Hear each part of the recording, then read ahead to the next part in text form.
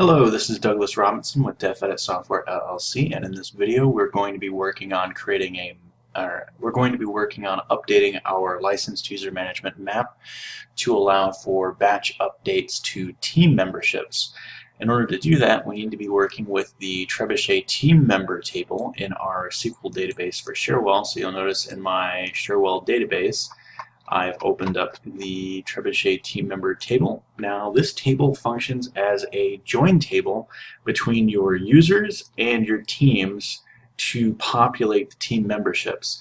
So you'll notice you have a team def ID column on this table which identifies the team that a user is a member of, and then you have a user bizob rec ID column that identifies the user that is a member of that team. You also have a user bizob type ID column which identifies what the business object is for that user info record that's being matched to that team, so either a user or a customer. And then finally you have a column for a team manager that determines whether or not, and this is a Boolean column, that determines whether or not the user is a manager of that team, because they can be managers of many different teams. Now the other columns we have in this table are pretty simple. There's a timestamp field which gets handled automatically. There's also a last mod by field or column for the last user to modify that team membership, a last mod date time, and last mod by ID value that are pretty simple. And then there's a rec ID column that identifies that individual team membership in this table, and this gets set to a random value every time it's modified. So in order to make this update happen for our licensed user management map to allow batch team updates, we're going to be actually writing data into this table. Now for this, we're going to have to expose that table as a business object. So to do that, we're going to open up a new blueprint and we're going to create a new external business object. And I'm going to very quickly make sure that I haven't already done that because it's possible. Alright, so we don't have an existing business object for that, so we're going to create a new one. We're going to link to data so that we can access it in real time. We'll be using our mapped Cherwell system external connection definition. And by the way, just a note on that, if you're doing something like this on your own, you'll need to have an external connection to your own Cherwell environment. Our map already has that as part of some other functionality, so we're just going to reuse that external connection definition. And we're going to map the Trebuchet team member table. This is going to be a lookup table. We're going to map all the fields. Our unique key is going to be rec ID, and we'll use last mod date time for our last modified date time field. And in this instance, we're actually going to be updating data, so we're not going to leave this as read-only. We will be making updates to it. Because this is a system table, it's very important that after this is done, and you'll see notes about this in the installation guide for the map, it's very important that we actually control security rights, because it does make changes to the database. And we can't package security updates in a map, so that's something that is definitely going to be a post-installation activity that needs to be done by you guys after you've installed it. So we are going to very quickly generate a form using the form wizard and a grid.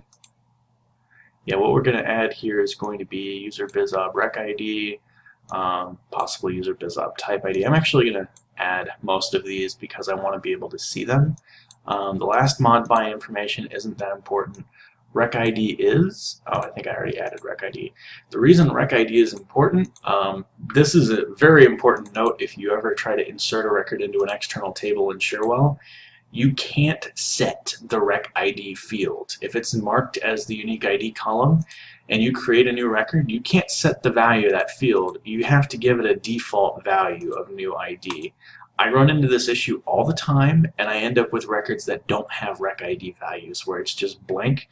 So the very first thing you should do when you create a new business object in an external table where you intend to insert records, set a default value of new ID in your rec ID column. It will save you a lot of time. Alright, next we need to give ourselves, next we need to put a fancy logo on this business object. So give me one moment to do that. sorry, back to the main plan. Next, we need to add this to a business object as a relationship so that we can actually write data to it. And instead of just directly populating this, because we need to insert these records for each user account for each team that's being joined to that user account. So instead of just directly linking that to our security group comparison, what we're going to be doing is, now that we have our system table for Trebuchet team member, we're going to move on to the next section of our map, which is going to be actually adding metadata to our security group comparison business object so that we can mark which teams we want to add the users to, and then opening up our one step and having a step that actually from the customer or the user info record goes and inserts those records. So for now, we're going to create another new business object for our metadata, which will hold very likely the team name and the team ID. So we're going to do that now. This is going to be an internal business object, so I'm just clicking on New Business Object.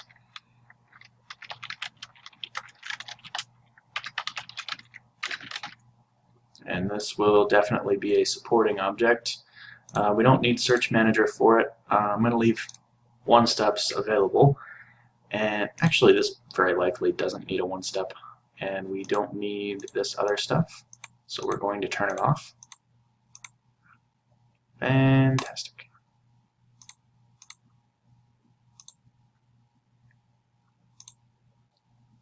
So the fields that we want here are very likely going to be team name, and I'm going to leave this at, I'm going to leave it at 100 characters. I don't imagine we're going to have a team that's more than 100 characters. And then team ID, which is always 42 characters. And then to validate this, we're going to select validation auto-populate, and we are going to have other validation types. We're going to show user teams. I'm going to leave this as user teams because it's implied that we're working with licensed Cherwell technicians, which are actual users, and not customers. If we show customers, it's possible that you could add a user to a work group, and you're not really supposed to be able to do that, so we're not going to do that. So this will be validated across user teams. And then we're going to populate team ID from our team name to get the team ID, and then we'll have all the information that we need later on to process those team memberships against the customer record. Next, we're going to give this a pretty form. Going to add team ID to the form. I'm going to leave this, all cockeyed. Actually, no, I'm not. I just realized we're going to be actually populating this, so I don't want it to look terrible. Normally, I don't care that much for some of these forms, like the Trebuchet team member form, for example. I don't care if it's a little off as far as how it looks because I'm not going to be handling it. And also you'll notice I don't have the option to apply the last little positioning change I made. I'm going to try and see if I can update form properties to get that to populate, because otherwise this form update will be lost. There we go. I've had way too many form changes get lost that require me to republish my changes, so I try to very frequently get those updates made by either, usually if I can't find another update to the form to make that'll populate that, what I found is if I go to form properties, click OK, and then click back on the form, it gives you the apply change to blueprint button again. Alright, so now that we have metadata, we're going to add this to our security group comparison business object as a relationship, because this is going to get populated by that business object.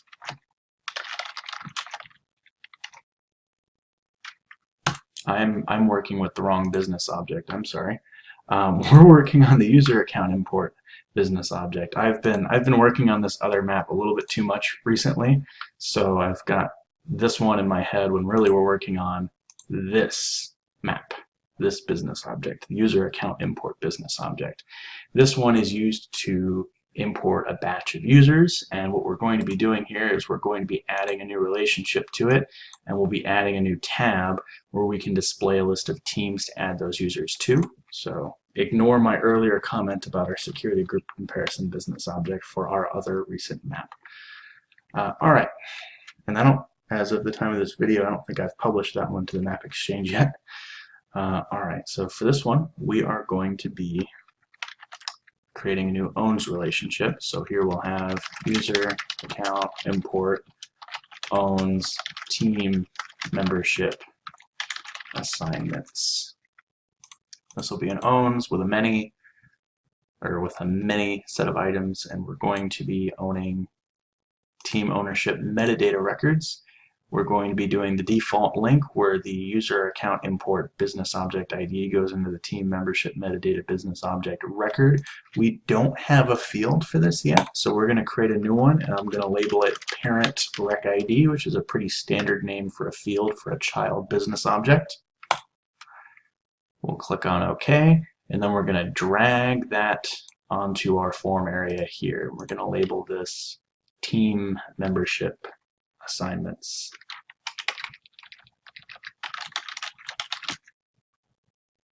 And then we can have new, we can have delete. I think we're going to have this be grid and form.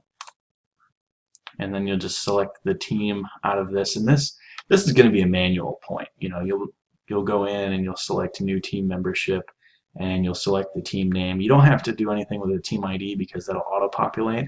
And then the idea is going to be that somebody selects multiple different teams, as many as they want, and then we'll have the import action, or maybe a separate button even, but probably part of the import action. For each customer, for each customer record, that is, it will also check for these team memberships. And for every one of these teams, it will update either an existing team membership record or create a new one if it can't find one. So here we've got the actual data entry point set up. So next, I think the next part's actually, we're moving through this kind of quickly. The next part is just going to be defining the action that we're going to use to insert that new team membership record. And because I want to be able to reuse this both from this business object as well as the customer business object, if I just directly go to a customer record, I want to be able to click on a button that says assign this customer to a new security group.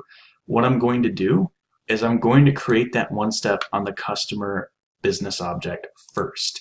And when we get to the point where we're cycling through a list of users that we want to assign to a team, what we're going to do is we're going to call that one step multiple different times as part of a step through children action.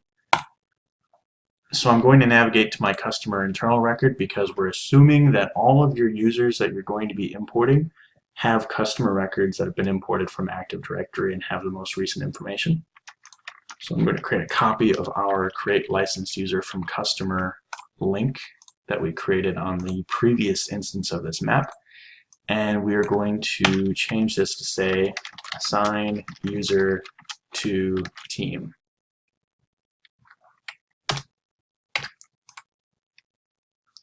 And I think currently we have, no, we don't have any visibility on this.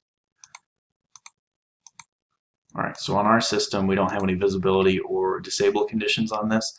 On your system, you'll want to configure that based on how you actually need your users to be able to use this. I mean, ideally, the only users that are going to have rights to these actions are going to be administrators.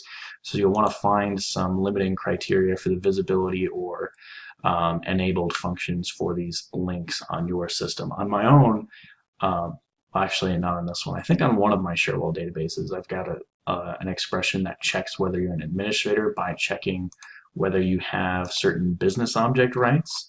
So something that I do frequently if I need to disable something for anyone but administrators is I'll use has bisob right, and I'll check for some arbitrary business object, let's say customer, whether you have rights to delete it, because usually administrators have rights to delete business objects and they're the only ones that have that right. But if you don't have that enabled on your system, you could check some other arbitrary right.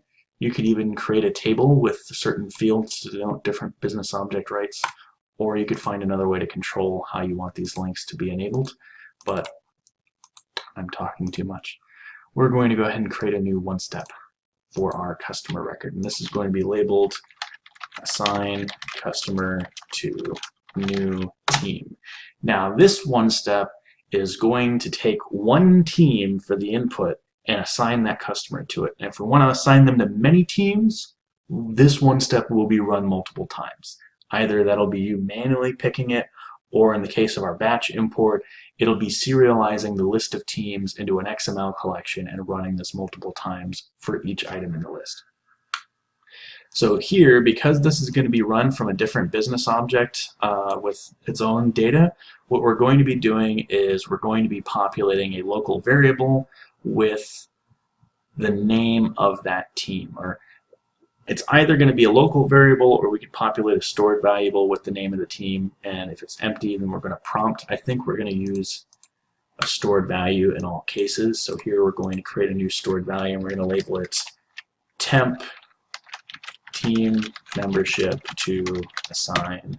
I'm going to put in a description on this one and just say that it's used for assigning team memberships as part of the license user management map.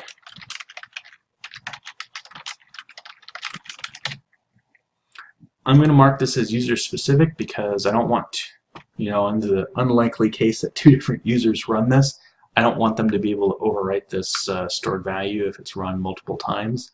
Not really necessary, but I'm very paranoid about stored values getting overwritten while they're being used. So I always mark them as user specific. I don't really notice any kind of performance degradation in that, so I'm just going to keep doing that. And then we're going to add a prompt. Now this action is going to get run if that stored value is empty, because if that stored value is not empty, then it means that this data is being sent to this one step and that the one step's being run from our other business object. If it is empty, because it'll get cleared after it's used, that means that nothing's been sent and we need to prompt for a team to assign to.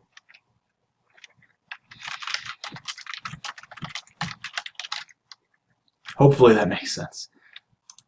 So here we're prompting for text data, and we need a list of teams by name, and luckily in most versions of Cherwell, I want to say after version 8, there's a team info table that we can use. So we can prompt, I'm going to prompt by the name, and then I'm going to return the team ID, because as we saw when we looked back in SQL, we are actually defining the team memberships by team def ID. And I'm going to display that in a combo for this one, but I'm going to give them the option to open it up. We'll click on OK. And I'm going to label this prompt for team to assign to if none selected. And then what I'm also going to do is I'm going to set up a variable to track whether this is being manually run or whether it's being run in, let's say, batch mode. By checking whether that stored value is empty. And then we'll just have a local variable for that, because later in the post steps I want to clear that stored value if this was run manually, but not if it was run for multiple users, because it'll be reused for each user. So here I'm going to label this manually ran or run as batch, and we'll have a variable, and I'll label it is manual. This is going to be a logical field. And here we're just going to check using an expression whether or not our stored value for temp team membership to assign is empty. If it's empty, this is a manual run. If it's not empty, then this was run as part of the batch. And then under post steps, if this was manual, then we're clearing out this stored value. And the way that we're going to clear it is we have another stored value that has nothing for its value. So this one, temp nothing, that I've created, doesn't have a value. We're going to use it to reset this to nothing in case it's been used.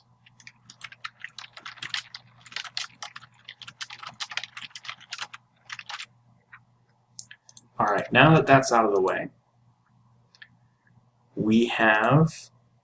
I need to add a condition to this. So we are going to run this only if is manual is true. If it's true and this doesn't have a team membership selected, we're going to prompt you to select a team. And then after that, we need to insert a record into the Trebuchet team membership table with the team ID, which is going to come from this stored value, and the user business object rec ID. So that's going to be the user info rec ID. And we have a relationship to that ID. So I believe from here we can just create the business object for the Trebuchet team member record. So we're going to insert a new Trebuchet team member record. We're not going to make it current, and we're going to save it.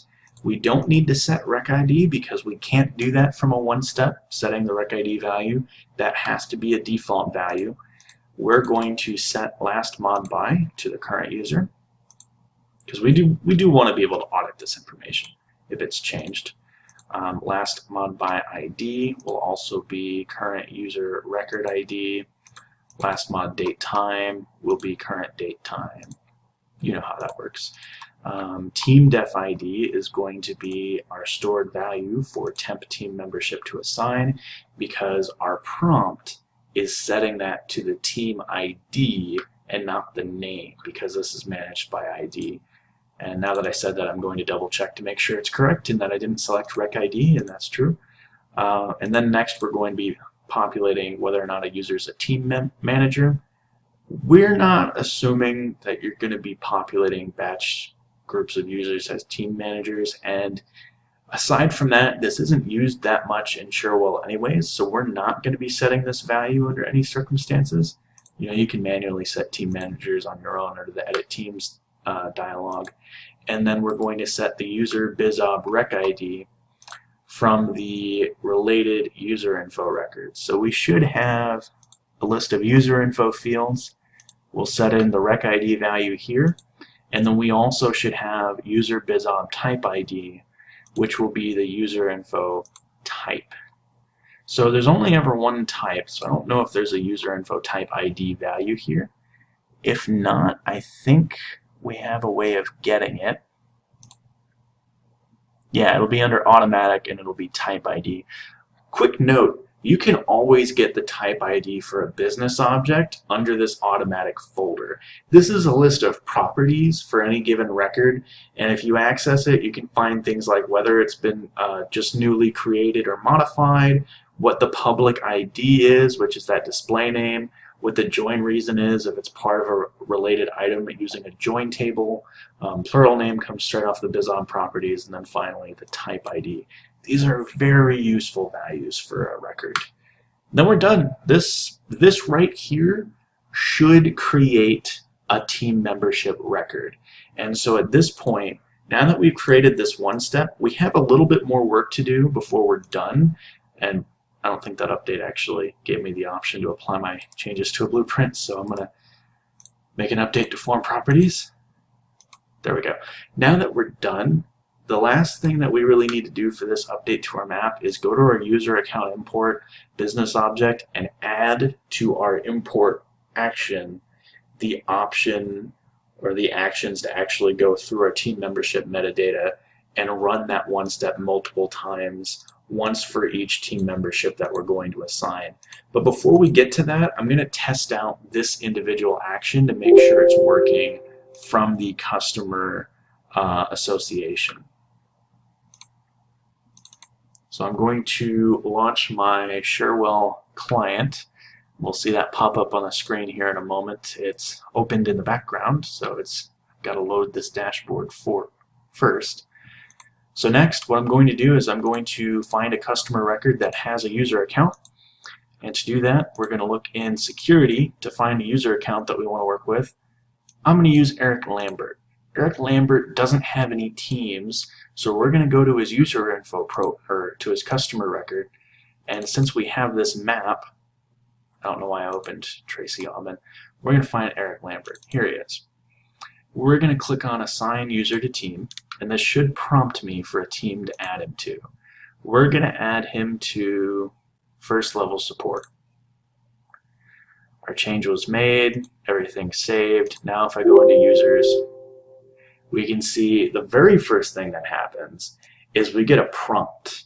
Now this prompt says team first level support has been made the default team since it is the only team. This prompt shows up if a user is a member of one or many teams, meaning they have team membership records, but their user info record does not have a default team and default team ID set. This is important because it means we may actually have to add something to our one step to check whether the user has a default team. And if they don't, then what we'll need to do is set their default team. I'm going to click on close, and it's a good sign that that pop-up shows up because it means it's recognized that we've added him to a team.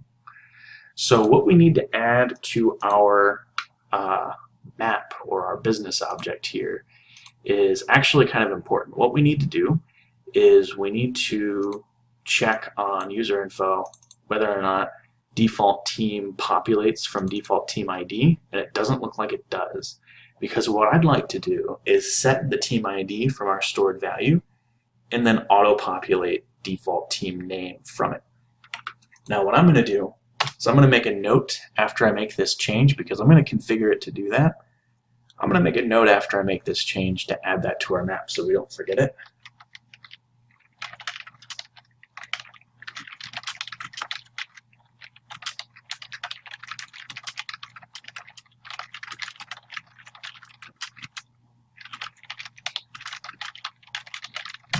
Great, that's done. And what we're going to do here is we're going to populate default team ID from our team info table. I'm not going to make it enforced. We just need this available here so that we can auto-populate default team names so that everything shows up correctly, because these fields are kind of important. So team info is getting set, or is getting validated off of team ID for our default team ID field, and then our default team name is going to get populated from default team ID with the name column from our team info lookup table. And we'll add this to our map once we've finished all of our updates. And then what this enables us to do is we can open up our customer internal association one step that we just worked on to create that team membership. I have to find it. I think it's assign customer to new team. And then when we're creating this new record, or after we've created this record, what I'm going to do is we're going to check whether our user info record has a default team. Oh no, this is under the wrong association. Okay. So user info is a related item from customer, so I don't have to go to that related item. I can just use an update business object directly from the customer record. And what I'm going to do is I'm going to set default team ID to the value of our stored value for the team membership to assign. And then default team name should auto-populate off of that. And then we should be done. And I'm only going to do this if our related user info record is empty, or our related user info record has a default team ID value that's empty. Where is this? Default team ID is empty. I'm going to do this if either of those two is empty. I don't imagine that's going to be a case, but just in case.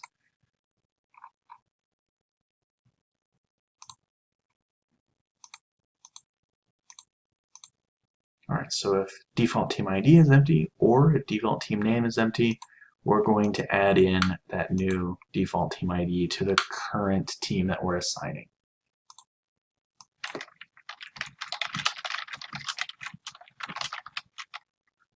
Now we're going to publish this and we're going to test it again.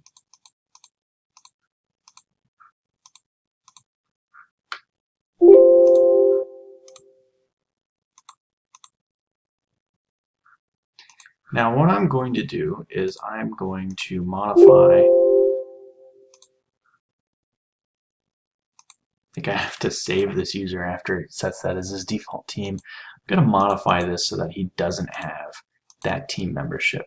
And then ideally, he would also no longer have that as his default team. And I'm going to go check on his account or his user info record, which I can now do through the client since we've added a relationship to his user info record from this map. We're going to check whether he has default team values. Yeah, they're blank now, which is good. It means if we assign him to a team, he should get default team values. And what I'm going to do is I'm going to use a different team this time. We're going to try second level support now. Oh no. We have an error. This is probably relevant to the update we were trying to make, and I'm not entirely sure why.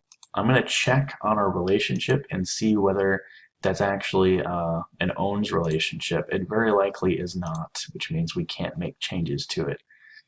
Let me find customers, link to user info.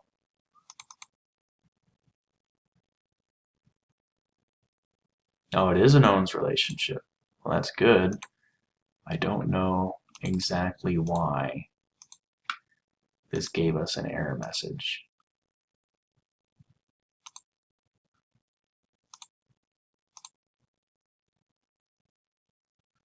What's the association here? Oh, you know what? I think I know why. We searched on customer.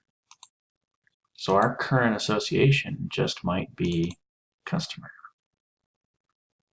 In which case, I'm gonna really quickly double check that that team membership wasn't created because the one step failed before I test this again. Great, it was not. And I'm going to refresh this record, and I'm going to double check that he doesn't have a default user value because I don't want anything to get thrown off here. No, he still doesn't have a default team name or ID, which means we can retest. Now we're still getting an error message.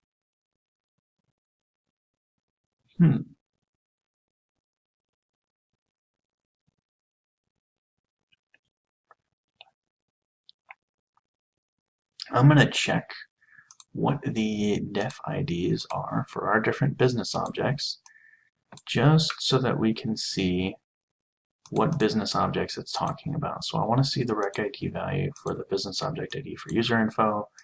That's not one of the ones in our error message. You know, A72, C19. This is neither of those.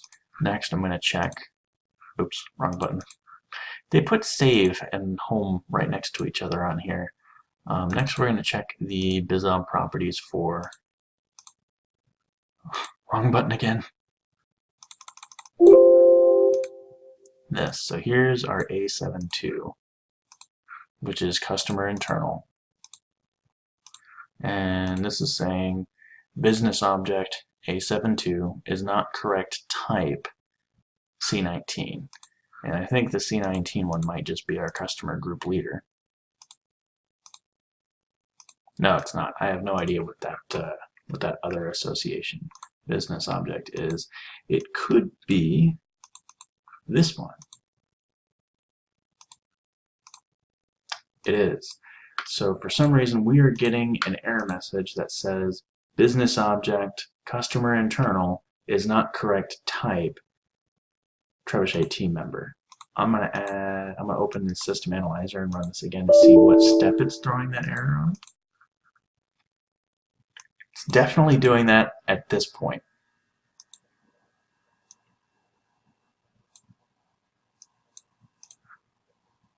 I think this might be because we added this update action to the end of our one step and then dragged it over. So what I'm going to do is I'm going to, really quickly, I'm just going to check what I had set here. Yeah, I'm going to delete this action. Then I'm going to add it again. Because I'm pretty certain it's because I added this to the end and then moved it over, which might have screwed up what association it thought we were updating. I don't have much evidence to support that theory. I'm just pretty certain because I've run into this issue before. It gets corrected on some of the versions of Cherwell. This doesn't happen consistently. I'm just pretty certain that this is a thing. So we're going to test it out.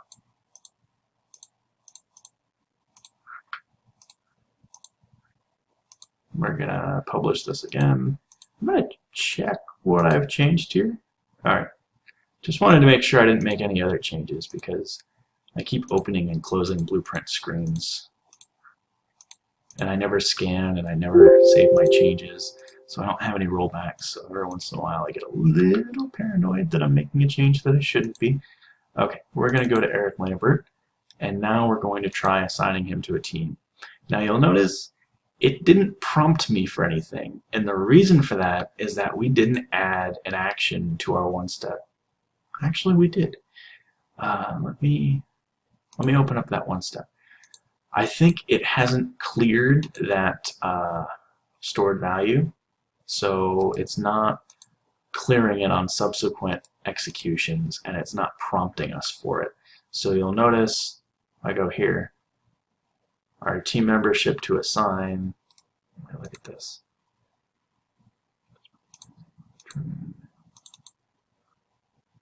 Oh, okay, our custom expression is broken. That might be what's happening. So here what we're going to do is we're going to go and select a stored value for team membership to assign. That's really broken.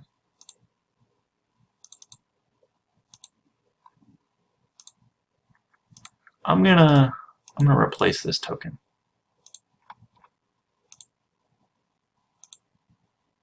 Oh, I have to replace it with an expression.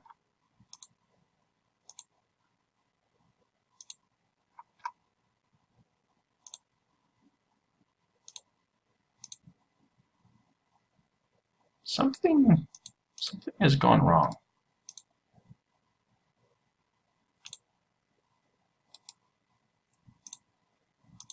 Alright, so if this is empty, then this variable should get set to true.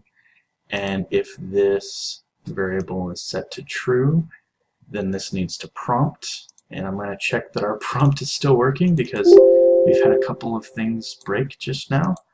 And then our update action should work just fine. It's got user info values getting set. That's great.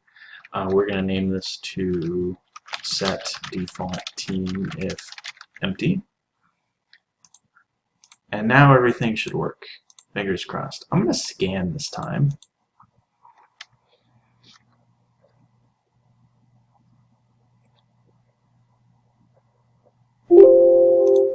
Great. I haven't broken anything super significant yet. We're going to reload definitions. And I'm also going to check that Eric Lambert has team memberships because I think he might. Yeah, he was set to second level support. We're going to go ahead and save that. Take that away. And now we can test again.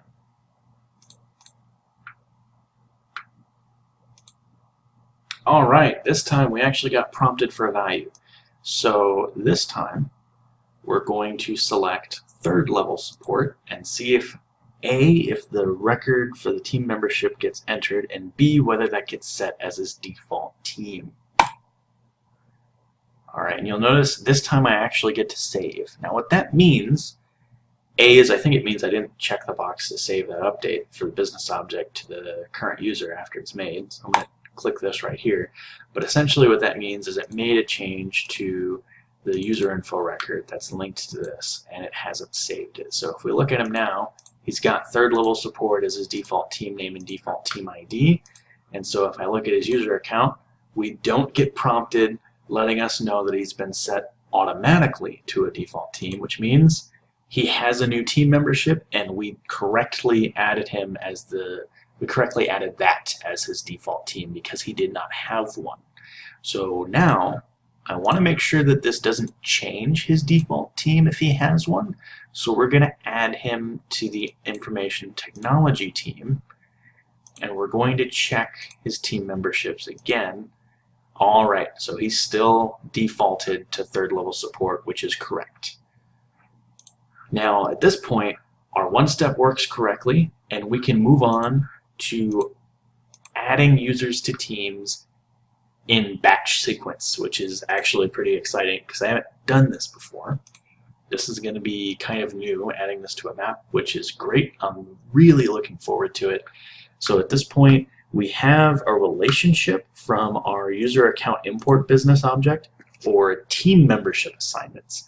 And at this point, what we need to do is we need to serialize this list of team membership assignments, specifically the team ID, because that's all we're using when we run this one step. We need to serialize this team ID into a XML collection, and then for every one of the display names or customers that are selected for our batch import, we're going to run through the list of team IDs and then run the one step on the customer record to assign them to a team, which is super complicated because we're running a step through children to do this, and then we're running a step through collection to do this, which is kind of neat. Very complicated, but it'll be simpler to configure than it sounds because we've already done a large portion of the work. So with all of that out of the way, I'm going to open up my import users from metadata one step. And at some point here, what I need to do is I need to check whether or not we've entered team memberships for batch assignment.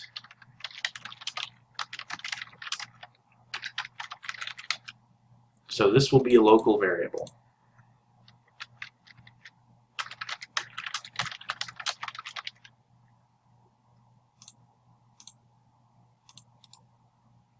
And this will use an expression to check whether or not, oh no, we're gonna delete that. We need to do this at the beginning because otherwise our association gets screwed up right there. So I'm gonna rename this to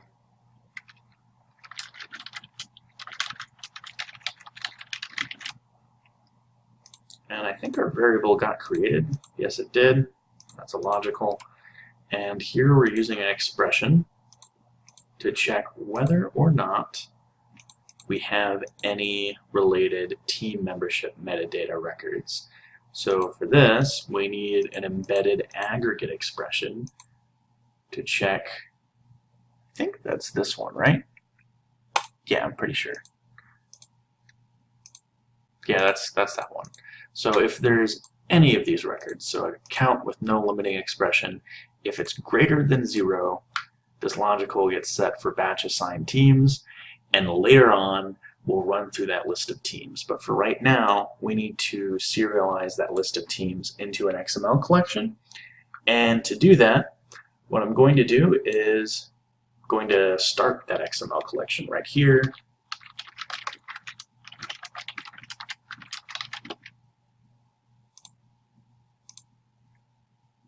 And this is going to be labeled an XML collection, and we're going to enter it right here as XML list of teams. We're going to add a beginning tag for this of teams list, nice and simple, and then we need a step through children action. This is going to step through our team membership records.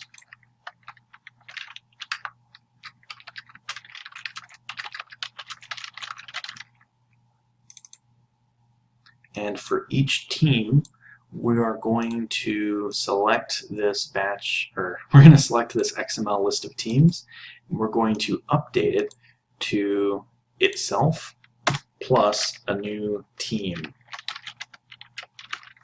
with a value of an ID that gets set, because we need to be able to grab this ID using a string from element. So we're going to set the team for this item under an ID tag. So this XML collection of teams will have a list of team records, and each one of them will have a field for the team ID, and that'll get set like that. And then after our, I'm going to name this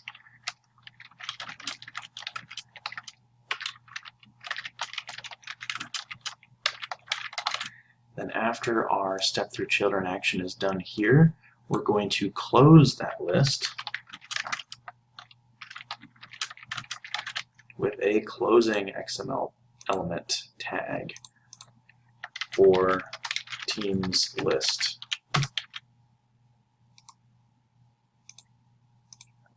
All right, so that should handle that. And yeah, I think we can, I don't think we need any kind of special criteria for this, because it doesn't matter whether this XML collection has values or not, because our actual action to run against those will be determined by this logical value, and this won't take very much CPU time. So now, once we've gone through our list of license user management metadata records for each of the users that we're going to be creating accounts from, you'll notice we're going to that customer record, we're running the one step to create a license user account, and then at this point, I actually have to check, because I think our association changes as part of that. I think it actually creates a record, or maybe it does, maybe it doesn't. What we're going to do is we're going to step through our collection of teams for each one of these users when we're on it. So here we're going to label this step through teams, and our collection to step through will be our local variable XML list of teams. We're going to set the item variable name to current team so that we can see the current team and team ID in that list. And then what we're going to do here is we're going to set a stored value, which is our team membership to assign. We are going to set that to our item variable name of current team with a modifier, since this is an XML element, for string from element and ID, because you noticed earlier we serialized our list of team memberships into an XML string of team, then ID, and then value, then ending tags for ID and team. So that should grab our ID value and set it into the stored value, and then once that's done, what we do is we run a one-step, and hey, we're still on the customer internal association, which is great. At this point, we run a one-step to assign them to that new team, and what should happen is it should use this team to assign them to that, to assign that customer to that team. It should use this ID for that assignment.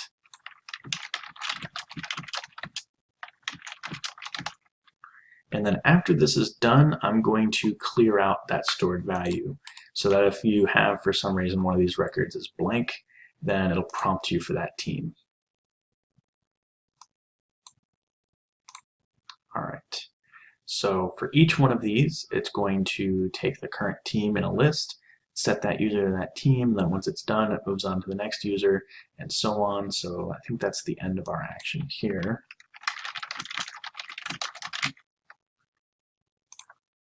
And I think the next action is just a test. So this needs to be controlled by a condition.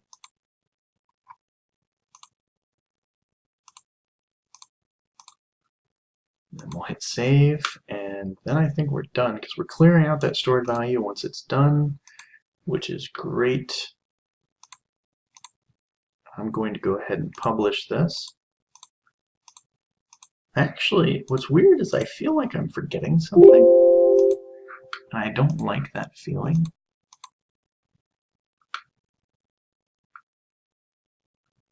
So we're gonna create a new user account import business object, and what we're going to do here is, instead of just entering a delimited list of names or Windows login IDs and separating them by line breaks or CSV, something I mentioned in our previous videos for this map is you now have the option of just manually selecting users.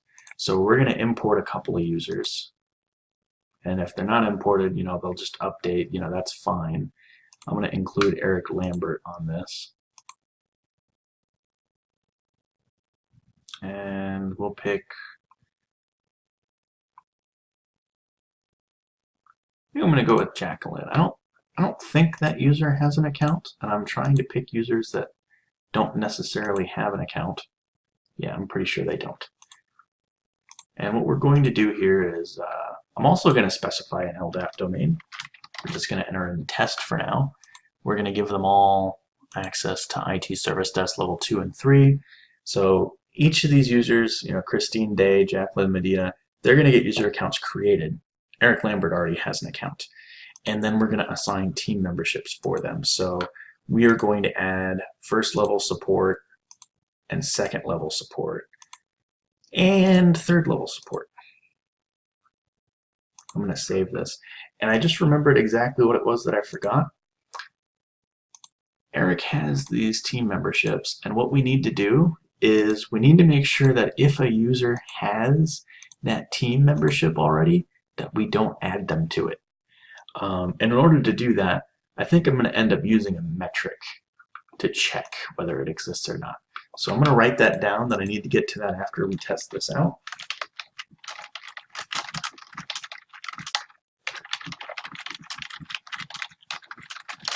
All right, and then we're going to run this and test it out and see whether or not these users get created and whether they're added to these teams afterwards.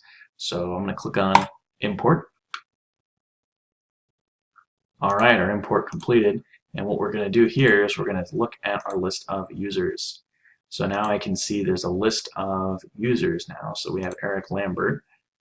He wasn't added to the domain because his user account already existed, but he has our new team memberships for first level support, second level support, and third level support. I notice he doesn't have a default team, but all of these users now have team memberships. Tracy Aubin wasn't one of them, and neither was Tyler Zwick. The people we added were Christine Day and Jacqueline Medina, so the team memberships have been updated. I'm going to look into exactly why their default teams haven't been set, but at this point we've kind of concluded the working session video of how we built this map. I have a couple of finishing touches that I'm going to make, such as making sure that somebody doesn't get added to a team multiple times if they run this multiple times. But aside from that, we are darn near ready to release this map. Thanks for watching, and if you have any comments or questions, feel free to post them in the comments section below. And as always, you can reach out to us on our website or on the Cherwell community as well. Thanks.